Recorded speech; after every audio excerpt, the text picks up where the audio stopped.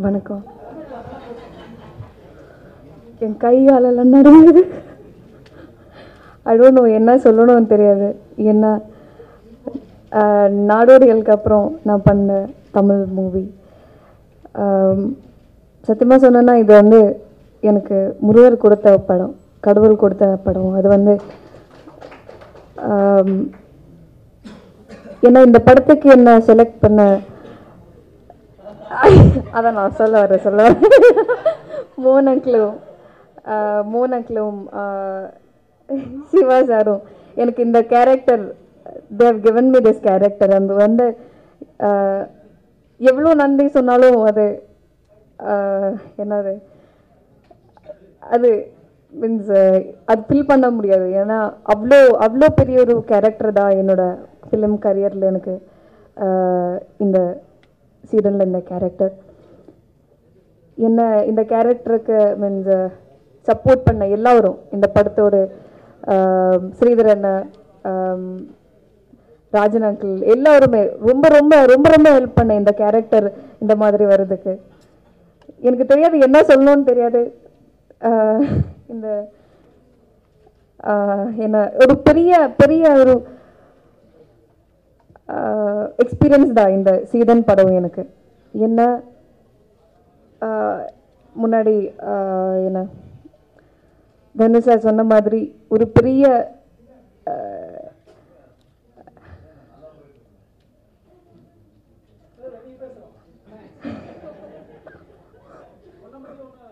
Okay okay okay என்ன சொல்லும், என் தலையில் தான் இது படத்தோடு மொத்தமாக இருக்குன்னு சொன்னாங்க. எனக்கு அது கேட்டதில் எனக்கு நடுங்குது, கை காலெல்லாம் நடுங்குது. எனக்கு என்ன சொல்லணும், எப்படி இருக்கணும் அதெல்லாம் எனக்கு தெரியாது. அந்த மாதிரி பயங்கர எக்ஸைட்மெண்ட்.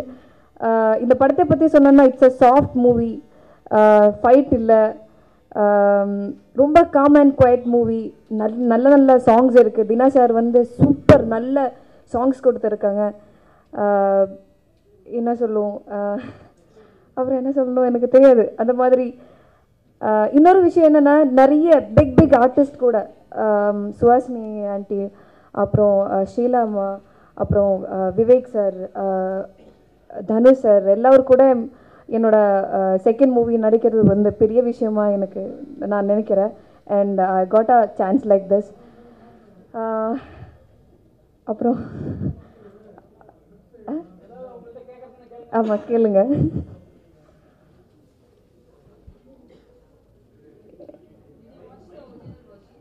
ஆமாம் நான் மலையாளி தான். அந்த படம் பார்க்க மலையாளிஸ் இருக்க மாட்டேன். ஏன்னா இட்ஸ் அ ஸ்டேட் அவார்டு கிடைச்ச மலையாளம் மூவி அது. ஸோ அந்த படத்தில் வந்து நவ்யா நாயர் தான் இந்த ரோல் பண்ணியிருக்கு. And she have done a good job in that. Okay, thank you so much. பத்திரிகை நண்பர்களுக்கும், புகைப்பட கலைஞர்களுக்கும், ஊடகத்தைச் சேர்ந்த நண்பர்களுக்கும் முதல் வணக்கம்.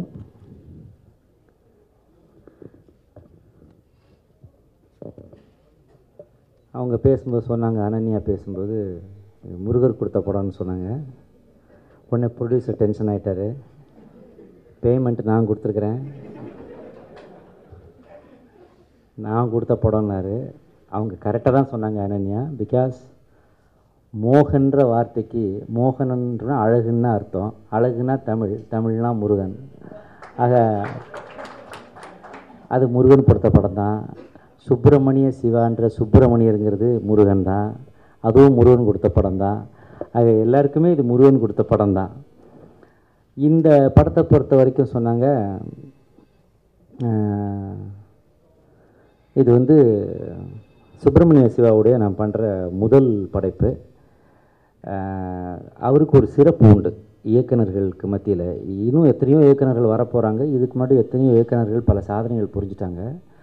ஆனால் டோட்டல் இந்தியாவில் ஒரு படம், இப்போ இந்த படம் எடுக்கும்போது கொஞ்சம் காலதாமதமாச்சு. அப்போது அவர் வேறு படத்தில் போய் ஒர்க் பண்ணிகிட்டு இருந்தார். அப்புறம் இந்த படத்துக்கு ஆர்டிஸ்டோடைய டேட்ஸ் தேவைப்பட்டுச்சு. எப்போவுமே அந்த சூடு குறையாமல் ஒரு படத்தை முடிக்கணும். அப்படி முடிக்காட்டி போச்சுன்னா கொஞ்சம் ரொம்பவே இழுத்துரும் சில படங்கள். அது மாதிரி கொஞ்சம் காலதாகும் போது கொஞ்சம் மனச்சோர்வு அடையும் பொழுது நான் சொல்லுவேன், சிவாட்ட சொல்லும்போது அன்றைக்கி சொன்னேன், சார் உங்களுக்கு ஒரு சிறப்பு இருக்குது, உங்கள் ப்ளஸ் எல்லாம் யோசிச்சு பாருங்கள், உங்களுக்கு ஸ்ட்ரென்த் வரும் சார். இன்றைக்கி வந்து டோட்டல் இந்தியாவில் ஆக சொன்னேன் ஒரு பெரிய ப்ளஸ் இருக்குது சார் உங்களுக்கு. டோட்டல் இந்தியாவில் இது வரைக்கும் எத்தனையோ படங்கள் எடுக்கப்பட்டிருக்குது, எத்தனையோ படங்கள் இயக்கப்பட்டிருக்குது. ஆனால் இதுவரைக்கும் எந்த படமும் ஏலம் போகிற அளவுக்கு எந்த விலைக்கு எடுப்பதென்றே தெரியாமல் ஏலம் விட்டு அதில் ஒரு ஹையஸ்ட் ப்ராஃபிட் சம்பாதிச்ச ஒரே படம் உங்களுடைய முதல் படமான திருடா திருடி தான். அந்த ரெக்கார்டை இதுக்கு முன்னாடியும் யாரும் பண்ணல, இதுக்கு பின்னாடியும் யாரும் பண்ணுற மாதிரி அமைப்புகள் இனி இல்லைன்னு சொன்னேன். ஸோ அது போன்ற ஒரு மிகப்பெரிய வெற்றி படத்தை கொடுத்த ஒரு டைரக்டர் வந்து அந்த ஃபார்முலாவிலேருந்து டோட்டலாக வேறு கலரில் ஒரு படம் பண்ணியிருக்காரு. அதுதான் இந்த நந்தனம்ன்ற அந்த படத்துடைய ஒரிஜினல். அது ஒரிஜினல், இது வந்து நம்ம படம் சீடன். இதில் வந்து பார்த்தா ஒரு சாமியார் கெட்டப்பு, அவர்கிட்ட வந்து ஏதோ அருள் வாக்கு கேட்குற மாதிரி தனுஷை போட்டு ஒரு ஸ்டில்லு போட்டாங்க. உடனே இவர் குரு இவர் சிஷ்யன்னு நினச்சி நீங்கள் கதையை தப்பாக எடுத்துடாதீங்க. இந்த சாமியாருக்கும் இந்த கதைக்கு எந்த சம்மந்தமும் கிடையாது, இந்த சாமியாருக்கும் வேறு எதுக்கும் எந்த சம்மந்தமும் கிடையாது. அதாவது ஒன்று இப்போ வந்து இந்த படத்தில் வரும் பெயர்கள் சம்பவங்கள் அனைத்தும் கற்பனையேன்னு முதல்ல போட்டுக்கிற மாதிரி இதில் ஒரு கேரக்டர் வருது, ஒரு சாமியார் கேரக்டர் வருது. இந்த சாமியார் கேரக்டர் வந்து சந்தர்ப்ப சூழ்நிலையை பயன்படுத்திக்கிட்டு 3 வேளை சாப்பாடுக்கு ஒரு இடம் கிடைக்குமான்னு பார்க்குது, கரெக்டாக ஒரு இடம் செட் ஆகுது, அங்கே போய் உட்காந்துருதுன்றதை தவிர வேறு நிகழ்கால நிகழ்வுகளுக்கும் தற்கால நிகழ்வுகளுக்கும் இந்த சாமியார் கேரக்டருக்கு எந்த சம்மந்தமும் கிடையாது. இந்த சாமியாருக்கும் எந்த மதத்துக்கும் எந்த சம்மந்தமும் கிடையாது. பார்த்தீங்கன்னா அதில் நீங்கள் பார்த்தீங்கன்னா அந்த கெட்டப் போட்டால் காவி கலர் ட்ரெஸ்ஸு போட்டால் ஒன்றை குறித்து விடுன்றதுக்காக காவி ட்ரெஸ்ஸோட மற்ற கலரையும் கலந்துடுறது. பச்சை கலர் ட்ரெஸ் போட்டால் அது எதையாவது குறிச்சிருமோ, ப்ளூ கலர் ட்ரெஸ்ஸு போட்டால் அது யாரையாவது குறிப்பிட்ரு. இப்போ தான் எல்லாத்துக்குமே கேஸ் போட ஆரம்பிச்சிட்டாங்களே. இப்போ வந்து ஒவ்வொரு மேடையிலையும் பேசும்பொழுது முதல்ல நான் பேசப்போவது அனைத்தும் கற்பனையே, இதில் வரும் பெயர்கள் சம்பவங்கள் அனைத்தும் கற்பனையேன்னு சொல்லி பேசினா தான் சேஃபாக தப்பிக்க முடியும் போல இருக்குது.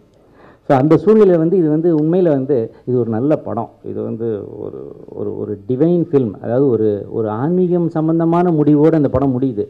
ஆனால் அதை அப்படி சொன்னால் போர் அடிச்சுன்றதுக்காக நல்ல கமர்ஷியலாக எடுத்துகிட்டு போயிருக்காங்க. இதில் இந்த சாமியார் கேரக்டர் அங்கங்கே வருது. அந்த சாமியார் கேரக்டர் என்ன பண்ணுதுன்னா, இதுவே ஒரு போலி சாமியார் இதுகிட்ட வந்து தன்னுடைய வாழ்க்கையை ஒப்படைக்க மற்றவங்க வரும்போது அது என்ன சொல்லுது, அதுக்கு மனசாட்சி இடம் கொடுக்க மாட்டேங்குது. அப்போ அதுக்கான விஷயங்களை சொல்லுது. ஒருத்தன் வந்து கேட்குறான், அதில் சொல்கிறான் 2011 வந்து ரியல் எஸ்டேட்டுக்காக எல்லா நிலத்தையும் விவசாய நிலத்தையெல்லாம் ரியல் எஸ்டேட் பண்ணிவிட்டு அரிசி விலை ஏறிடுச்சு, தக்காளி விலை ஏறிடுச்சின்னு சொன்னால் எப்போ அதை ஏன்டா எங்கிட்ட வந்து கேட்குறேன்னு கேட்குற ஒரு சாமியார் கேரக்டர். அதே மாதிரி அவன் சொல்கிறான், சில தத்துவங்கள்லாம் வாழ்க்கைக்கு பயன்படுற தத்துவங்கள்லாம் இந்த சாமியார் கேரக்டர் சொல்லுது. உதாரணத்துக்கு அது ஒன்று சொல்லும், அது ஹியூமர் வேணும், வெறும் தத்துவமாக போனால் நீங்கள் ரசிக்க மாட்டீங்க. அதனால் மாட்டை விரட்டினா ஜல்லிக்கட்டு, ஆட்டை விரட்டினா தலைப்பாக்கட்டு, அப்படியே போட்டால் ஆஃப் பாயில், புரட்டி போட்டால் ஆம்லெட்டு, இவ்வளோ தாண்டா வாழ்க்கைம்பேன், சாமி தேங்க்ஸ் சாமின்ட்டு போவான். அது வாழ்க்கைக்கு அவனுக்கு ஒரு பெரிய தத்துவமாக அது படுது. அப்புறம் ஒருத்தர் சும்மா என்னை தொந்தரவு பண்ணிக்கிட்டே இருப்பான், சாமி ஏதாவது சொல்லுங்கள் சாமிம்பான். அவனுக்கு ஏதாவது ஒரு அருள் வாக்கு டெய்லி சொல்லணுமா, அவன் சாமி ஏதாவது சொல்லுங்கள் சாமின்னு கேட்பான். நான் சொன்னேன், அதை இதே வாங்கித்தானே அடம் பிடிக்கிறது ஃபிகரு, ஆனால் வாந்தி எடுத்தால் கூட தலையை பிடிக்கிறது மதரு அப்படின்ற. அவங்க மதரை அவன் சரியாக கவனிச்சிக்கலன்றக்கா சொன்னது. இதை ரசிச்சுட்டு போக வேண்டியதானே. ஒரு 5 நிமிஷம் கழிச்சு, சார் சும்மா தானே இருக்கீங்க சாமி ஏதாவது சொல்லுங்கப்பான். உன் பொண்டாட்டி அடுத்த வாரம் வேறு ஒருத்தனோட ஓடி போகிறாடாம்பேன், சாமியும்பான். பின்ன என்னடா சும்மா இருக்கவன்ட்ட வந்து எதையாவது சொல்லுங்கன்னா என்னடா சொல்லுவான். அறிஞர்கள் சொல்கிறத கேளுங்க, இந்த அறவேக்காடு சொல்கிறத கேட்காதீங்க அப்படின்ற மாதிரி அந்த கேரக்டர் முடியும். சமீபத்தில் நான் பண்ண படங்களில் நான் சாமியார் கேரக்டர் நிறைய பண்ணியிருக்கேன். இந்த படத்தில் பண்ணதை வித்தியாசமாக பண்ணணுமே ஆசைப்பட்டோம். அதுக்கு சிவாவுடைய ஒத்துழைப்பும் மிகப்பெரிய காரணம். ரொம்ப நல்லா வந்திருக்கு, ரொம்ப டிஃப்ரெண்ட்டான ஒர்க். இந்த கேரக்டர் பண்ண அங்கே ஜெகதி ஸ்ரீகுமாருக்கு மிகப்பெரிய பேர் கிடச்சிது. அது இன்னும் கொஞ்சம் இம்ப்ரவைஸ் பண்ணி நல்லா பண்ணியிருக்கோம்னு நினைக்கிறேன். இல்லை சிவா, பப்ளிசிட்டியில் ஃபோட்டோஸ் நிறைய இல்லையேன்னு யாரும் தப்பாக எடுத்துக்காதீங்க, உள்ளுக்குள்ளே நிறைய விஷயம் இருக்குது.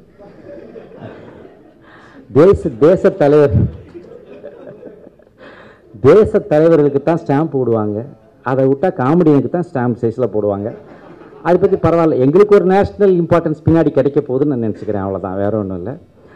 ஏன்னா ஒரு 25 வருஷம் சர்வீஸ் போட்டதுக்கப்புறம் அப்படியே சுருங்கி சுருங்கி ஸ்டாம்ப் ஆகும்போது கொஞ்சம் மனசுக்கு இதாக இருக்கும். பரவாயில்ல ஃபஸ்ட்டு. ஆனால் போஸ்டரில் நல்ல வேலை கீழே போடல, இல்லை மேலே போட்டாங்கன்னா ஃபஸ்ட்டு. கீழே தான் முதல்ல கழுத மாடுலாம் அப்படியே திங்க ஆரம்பிக்கும். அதில் முதல்ல பலியாகிறது ஆஃப்செட் பிரிண்டட் சிவகாசி போகும், அதுக்கப்புறம் காமெடியன் தான் போவோம். ஆக ஃபுட்டேஜில் போகிறதும் காமெடியன் தான், போஸ்டரில் போகிறதும் காமெடியன் தான். ஆனால் ஒரு படத்தை வாழ வைப்பது 50% நல்ல காமெடி தான். அது உலகமறிந்த உண்மை. பத்திரிகை உலகத்துக்கும் தெரியும், நண்பர்களுக்கும் புரியும் நினைக்கிறேன். இது ஒரு விஷயம். இந்த படத்தில் ஸ்பெஷலாக நான் சொல்ல வேண்டியது வந்து ஒரு அன்அசியூம்டு ஹீரோ. தனுஷ் வந்து இந்த படத்தில் ஹீரோவாக ப்ரொஜெக்ட் பண்ணப்பட்டாலும் படத்துக்குள்ளே வந்து Krishna has done a beautiful job. அதே மாதிரி அனன்யான்றது ஒரு அற்புதமான நடிகை. அவங்க வந்து ஒரு ஹியூமரை, ஒரு பப்ளிக் கேரக்டர்மாங்க, துரு துரு அப்படின்னு நீங்கள் எழுதுவீங்க, அது மாதிரியான ஒரு கேரக்டராக தான் இதுவரை அறியப்பட்டிருக்கிறாரு. ஆனால் இதில் கிளைமாக்ஸில் ஒரு சாங் ஒன்று அனன்யா பண்ணியிருக்காங்க. அந்த சாங்கை பார்க்கும்போது தான் இந்த பொண்ணுக்குள்ளே பெரிய ஒரு ஆக்டிங் பொட்டென்ஷியாலிட்டிஸ் இருக்குது அப்படின்னு தெரிய வருது. அந்த பாட்டுக்கு சூப்பர்ப் மியூசிக் தீனா சார். நான் இந்த படம் வந்து நீங்கள் எவ்வளோ படங்களை மன்மதராசா மன்மதராசான்னு போட்டு பட்டி தொட்டியெல்லாம் போயிருக்கலாம். ஆனால் இந்த படத்துடைய இசை உங்களை வேறு ஒரு தட்டில் கொண்டு போய் ஏற்றி வைக்கத்தான் போகிறது. அதை நிச்சயமாக நண்பர்கள் அதை பற்றி குறிப்பிட்டு எழுதுவாங்க. அதுக்கு வந்து நீங்கள் மெயினாக தேங்க் பண்ண வேண்டியது சிவாவை தான். ஏன்னா ஒரு ஒரு என்ன தான் எத்தனையோ மியூசிக் டைரக்டர் எத்தனையோ படத்தை இசையமைக்கிறாங்க, ஆனால் சில படங்களில் பேசப்படுறாங்க. அந்த படத்தில் பார்த்தீங்கன்னா அதில் டைரக்டருடைய இன்வால்மெண்ட் இருக்கும்.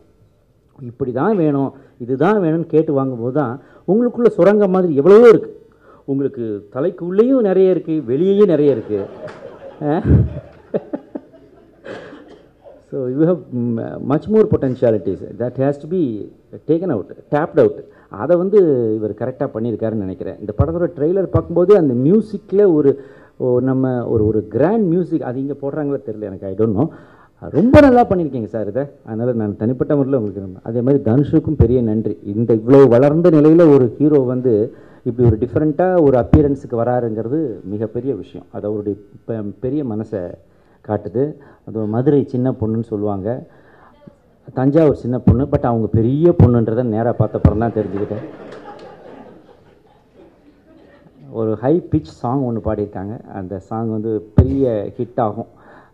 சுப்பிரமணிய சிவா படத்துலலாம் சாங்ஸுக்கு ஒரு நல்ல இம்பார்ட்டன்ஸ் இருக்கும். ஏதாவது ஒரு சாங்காவது பெரிய ஹிட் ஆகும். ஆனால் இந்த படத்தில் எல்லா சாங்குமே ஹிட் ஆக போகுது, அது நல்லா தெரிஞ்சு போச்சு. சார் எனக்கு வந்து மோகன் நீங்கள் தான் சார். நான் முருகர்னு சொல்ல மாட்டேன், மோகன்னே சொல்லிடுறேன். ஸோ ப்ரொடியூசர்ஸ் தான் இன்றைக்கி வந்து நடிகர்களை வாழ வைக்கிற தெய்வங்கள். அதுக்கடுத்தாப்பில் அதை கொண்டு போய் மக்களுக்கு சேர்க்கிறது வந்து பத்திரிகைகளும் ஊடகங்களும் என்ற தெய்வங்களும் தான். ஸோ அவங்களுக்கெல்லாம் இந்த நேரத்தில் என்னுடைய நன்றியை தெரிவிச்சுக்கிறேன். இந்த படம் யூனிட் வந்து 3 மாதத்தில் ஒரு படம் முடியலாம், 6 மாதத்தில் ஒரு படம் முடிஞ்சால் அது ஈஸியாக போயிடும், கேக் வாக் மாதிரி முடிஞ்சிடும். ஆனால் ஒரு ஆண்டு கணக்கில் ஒரு படத்துக்கு டைம் செலவழித்து எடுக்கும்போது அங்கே கடைசி வரைக்கும் கூட இருந்து உறுதுணையாக இருக்கிறது வந்து அசிஸ்டன்ட் டைரக்டர்ஸ், அசோசியேட் டைரக்டர்ஸ் தான். அவங்க முடியாமல் பல சிக்கல்கள் வரும். ஒரு படம் வெற்றி கொடுத்தது ரொம்ப ஈஸி, ஆனால் எடுக்கும்போது வர்ற சிக்கல்கள் பெரும் வச்சுக்கேன். இந்த நிகழ்ச்சி அங்கேயும் தொகுத்து வழங்கி இங்கேயும் தொகுத்து வழங்கிப்பா, தொகுத்து வழங்கியே தொஞ்சு போன ரம்யா அவர்களுக்கு she is equally a beauty. அவங்க என்னைக்கு ஹீரோயினாக வருவாங்கன்னு தெரியாது. பட் ஹீரோயினை வந்து நல்லா தமிழ் பேசுகிறீங்க, கொஞ்சம் கஷ்டப்படுவீங்க. தமிழை கொஞ்சம் மழலையாக பேச கற்றுக்கோங்க. Wish you all the best. நன்றி நண்பர்களே.